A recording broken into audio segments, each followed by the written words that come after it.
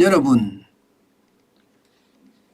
윤석열 정부가 재정 준칙을 법제화하려고 노력합니다.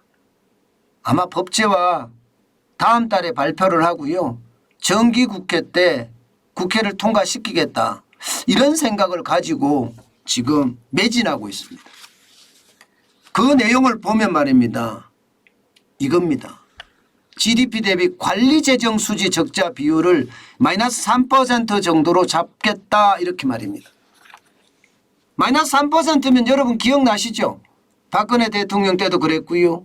예, 그 전에 이명박 대통령 때도 그랬고요. 노무현 대통령 때도 그랬습니다.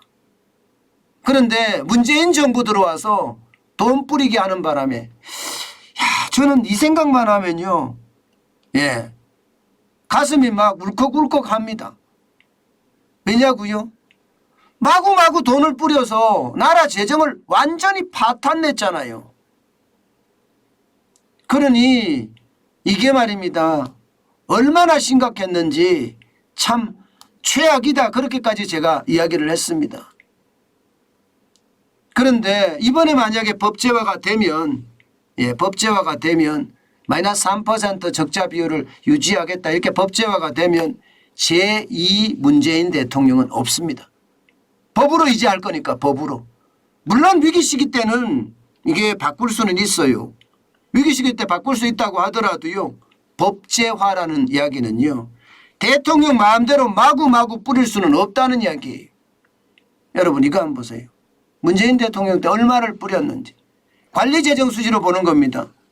예, 2019년만 하더라도 마이너스 2.8이었습니다. 8%. 뭐 누구 말만 따라 봐줄만 하다 이 정도였습니다. 그런데 2020년부터 뿌리기 시작합니다. 2020년에는요. 국회의원 선거가 있었죠. 그때 워낙 많이 뿌려서 관리재정 수지가 마이너스 5.8%까지 갔어요. 최악이었죠. 최악이었죠.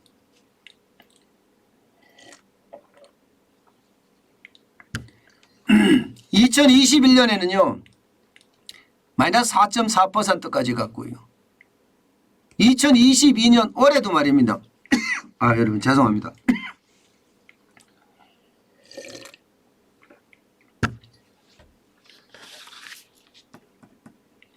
예, 올해도 말입니다. 마이너스 5.2%까지 가고 있습니다. 그러니까 이게 선거 때만 되면 돈을 엄청 뿌려서 표를 살려고 했던 거예요.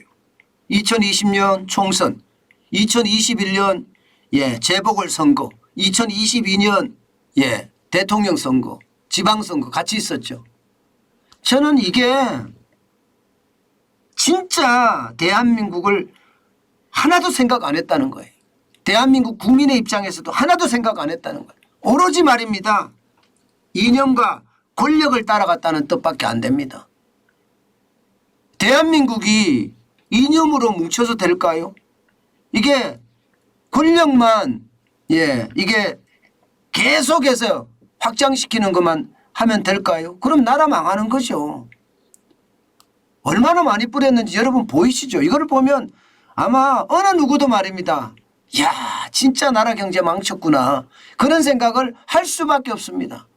실제로 말입니다, 여러분. 실제로 문재인 정부는 지난 5년 동안 말입니다. 415조 5천억이나 뿌렸습니다. 엄청나게 뿌린 거예요. 예. 박근혜 정부 때 170조 4천억 밖에 안 돼요. 이명박 정부 때도 180조 8천억. 그리고 노무현 정부 때도요. 143조 2천억 밖에 안 됩니다. 노무현 정부 때 비하면 3배가 넘죠. 3배가 넘습니다. 415조 5천억을 뿌렸으니까. 그러니 나라 부채가 어떻게 됐겠어? 나라 부채가 문재인 정부 1차까지 볼까요? 1차? 추경 1차까지 보자고요. 1차까지 봐도 1075조 7천억까지 늘었습니다. 여러분 2016년 박근혜 대통령 때 마지막이 626조 9천억 원이에요. 626조 9천억 원인데 1차 추경안이 문재인 정부에서 단행을 했으니까 1075조 7천억까지 갔으니 이게 나라 살림이 제대로 됐나 이런 생각이 들잖아요. 여러분도 보시다시피 심각합니다. 심각합니다. 그러니까 주경호 경제부총리는요. 이거 이렇게 가서 안 된다. 여야가 문제가 아니다. 예, 여야가 문제가 아니다. 나라 살림을 거들내서는 안 된다. 좌든 우든 거들내지 못하게 법제화를 해야 되겠다. 지금 주경호 경제부총리가 그렇게 추진하고 있습니다. 저는 굉장히 잘하는 일이라고 봅니다. 박수를 치줄 만한 일입니다. 실제 말입니다. 어쩔 수 없이 올해는 5.1% 정도가 될 거라고 예상을 하지만 5.2% 정도 될 거라고 예상을 했었죠. 앞서서는요. 그런데 어떻게든 줄여서 재정 적자 비율을 4.4%까지 줄이겠다 하는 거예요. 줄이겠다. 올해는. 내년에도 마찬가지입니다. 내년에도. 2023년부터는 이제는 법제화 시켜서 무조건 3% 이내로 설정을 하겠다. 이거 3% 이내로. 3% 이내로 설정을 하겠다. 이렇게 이야기합니다. 법으로 말입니다. 법으로. 예. 문재인 대통령이 2020년 3.5%, 2021년 5.6%, 그리고 올해도 5.2%까지 뿌렸는데 이것을 어떻게든 막겠다 이런 얘기예요. 저는 굉장히 잘하는 일이라고 생각합니다. 제가 여러분들에게 말씀을 드렸지만 포퓰리즘하고 싸워야 된다. 저는 앞으로 포퓰리즘하고 싸우겠다 이런 말씀을 드렸습니다. 이것은요 어떻게 생각하면 우리나라를 더 건강하게 더 건전하게 만드는 일입니다. 이렇게 하면요 그리스나 혹은 이탈리아처럼 좌파가 되든 우파가 되든 돈을 마구 뿌리는 그런 행태가 없어질 수도 있습니다. 아주 강력하게 잡아서 말입니다. 저는 이 정책 재정 준칙을 제대로 만들어서 말입니다.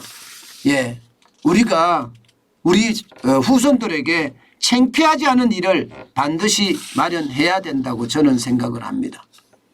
물론 위기 때는 좀 다르겠죠.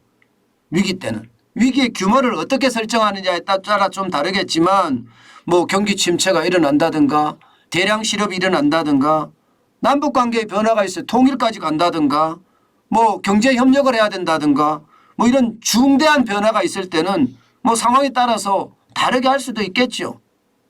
지금까지 뭐 경제 위기라든가 감염병 위기라든가 이런 게 왔을 때처럼 말입니다. 물론 그때는 국회의 동의를 얻어서 하게 되는 거고요. 그리고 국회 동의 얻어서 돈을 뿌리고 나면 언제부터 어떻게 하겠다. 위기가 종료되면 바로 재정 건전화 대책을 수립해서 다음 해에는 재정 준칙을 지키도록 규정할 예정이다. 다음에는.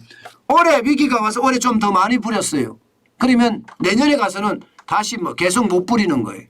계속 못 뿌리고 다시 마이너스 3% GDP 대비 마이너스 3%로 가져가자는 거죠. 저는 문재인 정부의 재정 준칙도 봤잖아요. 여러분 알다시피 관리재정 수지 무시하고요. 통합재정 수지로 갔잖아요. 통합재정 수지로. 이거 말도 안 되거든요. 꼼수에 꼼수거든요. 꼼수라기보다는 국민들을 속이는 거예요. 거짓말이었어요. 통합재정 수지라는 게 4대 기금들 건강보험이나 국민연금이나 여기는 돈이 계속 쌓이고 있고 플러스가 되는 거 아니에요. 플러스가. 플러스를 같이 합쳐서 계산하면 됩니까? 그건 나라 재정이 아닌데. 그건 나라 재정이 아니라 국민이 낸 보험이에요. 그럼 국민한테 돌아가는 거잖아요. 이걸 나라 재정에 넣어서 이야기를 한다는 게 말이 안 되는데 제가 그때도 홍남기 경제부총리가 통합재정 수지를 가고 재정 준칙을 만들 때 참 경제를 망치는 장본인이다. 제가 그렇게 비난했습니다. 그때도. 지금 주경호 경제부총리가 만드는 것 이것은요 법제화를 해서요 아주 단단하게 해서 여든 야든 권력을 누가 잡든 간에 대통령 마음대로 돈 풀 수 없게 그리고 더 중요한 것은요 이게 선거 앞두고 돈 뿌리지 못하게 이거 막아야 됩니다. 그래야지만이 대한민국이 바로 설 수 있고요. 그래야지만이 대한민국 나라 국가는요 국민의 것이 됩니다. 국민의 것이 됩니다. 권력자들의 것이 아니라 국민의 것 말입니다.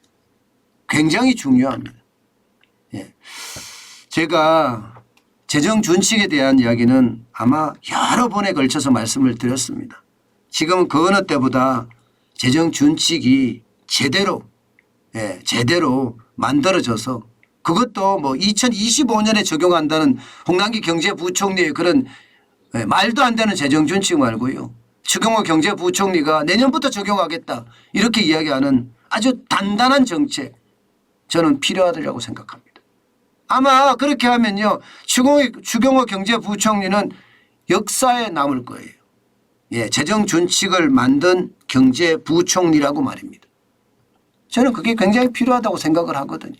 그래야지 포퓰리즘의 어떤 이 악몽에서 우리가 벗어나는 첫 번째 행동이 되지 않겠느냐 그런 생각 다시 한번 해 봅니다.